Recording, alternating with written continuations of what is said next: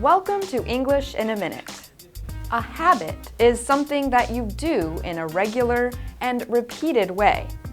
You may have both good and bad habits. But what about old habits? Old habits die hard. Didn't you say you wanted to stop drinking coffee for a while? I did. I was trying to drink tea each morning instead of coffee, but it didn't go so well. Well, old habits die hard. And this is a seriously old habit. I started drinking coffee when I was 11. Old habits die hard is used to express how hard it is to stop doing things you have been doing for a long time. Most people find it difficult to change their regular routine or behavior. And that's English in a Minute.